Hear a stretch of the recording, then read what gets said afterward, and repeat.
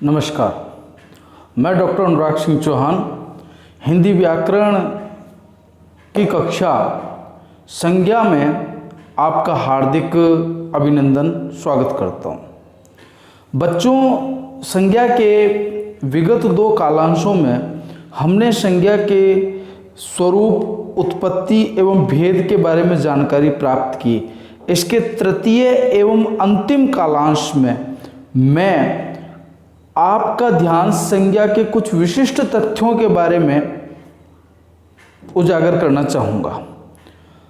मैं इस कालांश में संज्ञा को एक सहज रूप से निकाल करके और आपके सामने उसका एक ऐसा सूक्ष्म विश्लेषण प्रस्तुत कर रहा हूँ जो संज्ञा के प्रश्नों को, उसकी प्रकृति को समझने में आपकी मदद करेगा। देखिए, आखिरकार संज्ञा इतनी सहज दिखते हुए भी जटिल क्यों होती है कि सिर्फ जातिवाचक, व्यक्तिवाचक एवं भाववाचक से परे संज्ञा, हमें ऐसा लगता है कि हमारे प्रश्न सही हो रहे हैं, लेकिन वास्तविक स्थिति ये होती है कि हम उन प्रश्नों को गलत कर बैठते हैं। इस स्थिति से बचाव कैसे किया जाए और संज्ञा की प्रकृति को कैसे समझा जाए, वो हम इस कालांश में समझेंगे। देखिए, जो संज्ञा है वह मूलतः अपने कुछ अलग ही स्वरूप रखती है। जैसे संज्ञा का एक लक्षण होता है कि संज्ञा का एक निर्धारित लिंग होता है, संज्ञा का एक कारक होता है और संज्ञा का एक वचन होता है। इसे हम संज्ञा के धर्म के नाम से भी जानते हैं। अगर प्रश्न आ जाए कि संज्ञा के धर्म कितने होते हैं, संज्ञा के लक्षण कितने होते हैं, तो आप ध्यान रखिएगा कुल 3 हैं। अब इसका रूपांतरण होता है कि संज्ञा का वास्तविक रूप से रूप किस प्रकार से परिवर्तित होता है। तो ये देखिएगा कि संज्ञा एक वाक्य की एक अपरिहार्य अनिवार्य शर्त के रूप में होती है। यह उद्देश्य की भूमिका का निर्वहन कर वाक्य को एक पूर्णता प्रदान करती है। कैसे करती है? देखिए, जहां हम वाक्य में ये चीज देखते हैं कि कौन, क्या, कहाँ, तब हमें ये चीज़ स्पष्ट करनी होती है कि वास्तविक रूप से क्या चल रहा है। कि जैसे वह परीक्षा में कम लाया, हमने इसमें क्या चीज़ कमी पाई कि अंक, कि वह परीक्षा में कम अंक लाया, तो अंक जो शब्द है वह है संज्ञा। ठीक है। सीता और गीता गई हैं, कहाँ गई हैं? सीता और गीता कहाँ गई हैं? तो इसका मतलब है कि वहाँ पर कुछ खोया हुआ है और वह चीज़ क्या कहलाएगी? इसका उद्देश्य कहलाएगी। कि सीता और गीता बाजार गई हैं, घर गई हैं, पुस्तकालय गई हैं, तो वो सब किस में आएंगी? संज्ञा में आएंगी। राम खाता है, क्या खाता है राम? वाक्य की पूर्णता देखिए कि राम आम खाता है, यानी आम क्या हो गई? एक संज्ञा हो गई। और वह किसका निर्वहन कर रही है? उद्देश्य का निर्वहन कर रही है। रोता है, कौन रोता है? तो जाहिर सी बात है कि मोहन रोता है।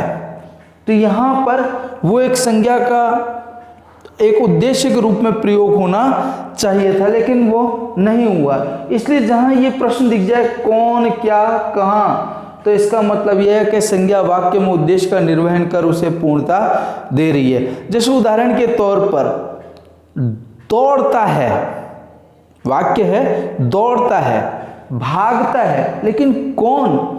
कि मोहन दौड़ता है, सोहन भागता है। यानी संज्ञा क्या कर रही है? वाक्य में एक उद्देश्य होता है, एक विधेय होता है, तो जो उद्देश्य है उस उद्देश्य की पूर्ति ये संज्ञा कर रही है और वाक्य को पूर्णता प्रदान कर रही है। अब आप देखिएगा कि संज्ञाएं जटिल क्यों हैं। ये देखिए कि जैसे हमने जो पहला जो नियम लगाया है वह है कि भाववाचक संज्ञा किसमें परिवर्तित हो रही है? जातिवाचक संज्ञा में। जी हाँ, भाववाचक संज्ञा जातिवाचक संज्ञा में परिवर्तित हो रही है। देखिए कैसे कि भाववाचक संज्ञा का प्रयोग बहुवचन में नहीं किया जाता, लेकिन अगर इसका बहुवचन में प्रयोग हो जाए तो ये परिवर्तित हो जाती है किसमें? जातिवाचक संज्ञा में। जैसे उदाहरण है, मनुष्यताओं का अभाव मनुष्य को पथच्युत कर देता है, यानी मार्ग से भटका देता है। अब वो मनुष्य का जो भाव है वो क्या है, उसका मानवता अथवा उसकी मनुष्यता। लेकिन मनुष्यता को हमने किस में परिवर्तित कर दिया, मनुष्यताओं में, यानी बहुवचन हो गया।